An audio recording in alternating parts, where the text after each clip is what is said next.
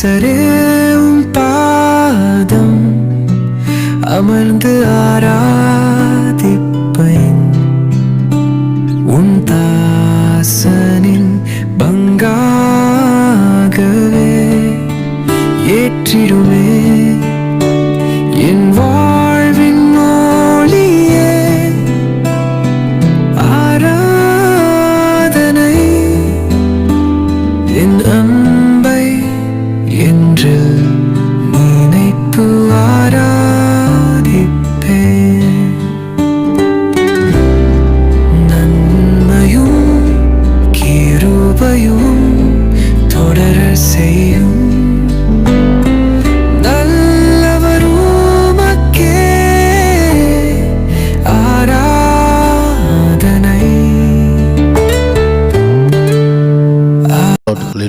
Zion வேதாகம ஆய்விற்கு அன்போடு கூட இயேசு கிறிஸ்துவின் நாமத்தில் உங்களை வரவேற்கிறேன். இன்று தினத்திலும் சங்கீதங்களின் புஸ்தகம் அதிகாரங்கள் 51 முதல் 56 அதிகாரங்களிலுள்ள வசனங்களை தியானிக்க சர்வ வல்லமையுள்ள தேவன் நமக்கு கிருபை பாராட்டுவாராக. 51ஆம் சங்கீதத்தில் மிகவும் அதிகமாக பாவம் செய்து குற்ற உணர்வினால் மூழ்கியிருப்பவர்கள் அனைவரும் ஆவியிலும் இந்த சங்கீதத்தின் வார்த்தைகளிலும் அவரை தேவனாய் கர்த்தரை அணுகினால் பாவ மன்னிப்பு, பாவத்திலிருந்து சுத்திகரிப்பு மற்றும் தேவனிடத்தில் உள்ள ஆசீர்வாதம் ஆகியவற்றை நாம் கண்டடைய முடியும். கர்த்தருக்கு மகிமை உண்டு. தேவனுடைய இரக்கம், தேவனுடைய கிருபை ஆகியவற்றை நாம் பெற்றுக்கொள்ள முடியும் என்பதை இந்த சங்கீதம் நமக்கு தெளிவுபடுத்துகிறது. தேவனே, இந்த கிருபையின்படி எனக்கு இரங்கும், இந்த மிகுந்த இரக்கங்களின்படி என் மீறுதல் நீங்க என்னை சுத்திகரியும், என் அக்கிரமம் நீங்க என்னை முற்றிலும் கழுவி என் பாவம் மற என்னை சுத்திகரியும் என்று சொல்லி பாவறிக்கையிட்டு தாவீது தான் செய்த பாவத்திற்காக ஆண்டோட சமூகத்திலே மன்னிப்புக்காக இந்த சங்கீதத்தை ஏறடிக்கிறதை குறித்து நாம் பார்க்கிறோம். பாவம் எப்பொழுதும் அது முன்பாக நின்று கொண்டிருக்கிறது. கர்த்தருக்கு மகிமை உண்டாவதாக. அந்த பாவத்தின் நிமித்தமாக தன் உள்ளத்தில் உள்ள காரியங்களை எல்லாம் தேவ சமூகத்தில் ஒப்பு கொடுத்து, நீர் என்னை ஈசப்பினால் சுத்திகரியும், அப்பொழுது நான் சுத்தமாவேன், என்னை கழுவியறலும், அப்பொழுது நான் உறைந்த மலையிலும் வெண்மையாவேன். ஆம், ஆண்டவர் தாமே இந்த புதிய ஏற்பாட்டு நாட்களிலே ஒரு இரத்தத்தினாலே நம்மை கழுவி, இயேசு கிறிஸ்துவின் இரத்தம் சகல பாவங்களை நீக்கி சுத்திகரிக்கும். கர்த்தருக்கு மகிமை உண்டாவதாக. ஆம், சிலுவை அண்டையிலே வந்து நாமும் கூட அந்த பாவத்திற்கு மன்னிப்பை பெற்றுக்கொள்ள முடியும். இந்த பாவத்துக்கு மன்னிப்புக்கு பெற்றுக்கொண்டால்தான் தேவனை உண்மையாக நாம் துதிக்க முடியும். கர்த்தருக்கு மகிமை உண்டாவதாக. ஆண்டவரே, என் உதடுகளை திறந்தருளும், அப்பொழுது என் வாய் உமது புகழை அறிவிக்கும் என்று சொல்லி ஆண்டவர் தாமே மன்னிப்பு அருளுகிற தேவன். தன் மன்னிப்பை அருளி இரத்தத்தினாலே சுத்திகரித்து சீயோனுக்கு கொண்டு வந்து பிரியத்தின்படி நன்மை செய்கிறவர். அது எருசலேம் மதில்களை கட்டுவித்து பரம எருசலேமிலே நமக்கு அவர் தாமே ஒரு இடத்தை ஆயத்தம் பண்ணுகிற தேவன். அந்த உன்னத தேவனை நாம் பற்றிகள் உன்னதான தேவன் கரம் நம்மீது இருப்பதாக தொடர்ந்து 52வது சங்கீதத்திலே தாவீது அபிமெலேக்கின் வீட்டுக்கு வந்தான் என்று ஏதோமியனாகிய தேவைக்கு வந்து சவுலுக்கு அறிவித்த பின் தாவீதினால் பாடப்பட்டதான ஒரு சங்கீதம். 1 சாமுவேல் 21ஆம் அதிகாரம் மற்றும் 22ஆம் அதிகாரங்களிலே இந்த சம்பவங்கள் குறிப்பிடப்பட்டிருக்கிறது. தன்னை காட்டி கொடுத்த அந்த பகைவனை குறித்து தாவீது புலம்பி சொல்கிறதான காரியங்கள்.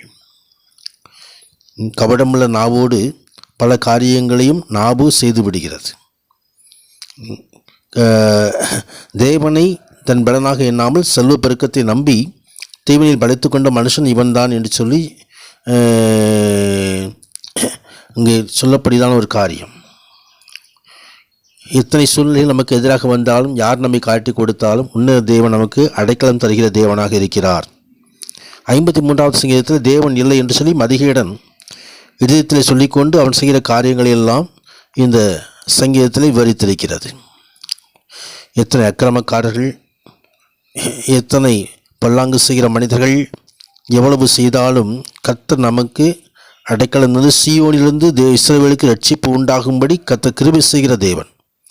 தம்முடைய சிறைப்பை திருப்பும்போது யாக்கோபுக்கு களிப்பும் இஸ்ரவேலுக்கு மகிழ்ச்சியும் உண்டாகும். கர்த்ததாமே தன் பிள்ளைகளை சந்தோஷப்படுத்துகிற தேவன். கர்த்தருக்குள் மகிழ்ச்சியாக இருப்பதே நமது பலன். கர்த்தருக்கு மகிமை உண்டாகும். ஆண்டவர் நமது பிள்ளைகளையும் மகிழ்ச்சியாக வைக்க விரும்புகிற தேவன். 54வது சங்கீதத்திலே தாவீது தங்களிடத்தில் ஒழித்து கொண்டிருக்கிறான் என்று சொல்லி சிப்புரார் வந்து சவுலுக்கு சொன்னபோது சவுல் பாடினதான சங்கீதம். சிப்புரார் ஜனங்களுக்கு தாவீது நன்மை செய்திருந்தாலும் அங்கே ஒளிந்து கொண்டிருந்தாலும் சொல்லி அவனுக்கு பிராணனுக்கு விரோதமாக சவுல் ராஜாவிடம் போய் காட்டி கொடுக்கிறதை குறித்து பார்க்கிறோம்.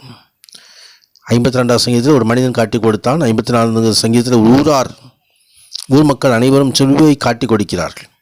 ஆனாலும் தாவீதின் நம்பிக்கை தேவன் மீது இருந்தது. இதோ தேவன் எனக்கு சகாயர், ஆண்டவரின் ஆத்மாவை ஆதரிக்கிறவர்களோடு இருக்கிறார் என்று சொல்லி தேவன் மீது நம்பிக்கை வைத்த தாவீதுக்கு ஆண்டவர் தாமே எல்லா நெருக்கத்தையும் நீக்கி விடுவிக்கிற தேவனாக இருந்தார். சத்துருக்களின் நீதியை சரி கட்டுதலை தாவீதின் கண்கள் கண்டது. 55வது சங்கீதத்திலும் சர்வர்களுடைய சமூகத்திலே ஒரு ஜெபத்தை ஏறெடுத்து அந்தி சந்தி மத்தியான வழியிலே தியானம் பண்ணி முறையிடுகிற காரியங்களை குறித்து நாம் பார்க்கிறோம். 56வது சங்கீதத்தில் மீண்டுமாய் பெலிஸ்தே தாவீதை காத்துரை பிடித்து அங்கே வைத்தபோது அவர்கள் தாவீது தேவனை நோக்கி விண்ணப்பித்ததான சங்கீதம். தேவன் எனக்கு இறங்கும், மனுஷன் எனக்கு விளங்க பார்க்கிறான், நாள்தோறும் நீ ஒடுக்குகிறான் என்று சொல்லி ஆண்டவர் சமூகத்தில் ஒப்புக் கொடுத்த பொழுது மனிதர் கையிலிருந்து தாவீதை ஆண்டவர் விடுவித்தார். அது தேவன் நம்மையும் விடுவித்து காத்து வழிநடத்துகிற போதுமான தேவனாக இருக்கிறார். அவரை பற்றி அவருடைய ராஜாவுடைய மகிமை நம்மை நடத்தட்டும். சர்வவல்லர் மகிமையான காரியங்கள் செய்தல்வாராக. ஆமேன், ஆமேன்.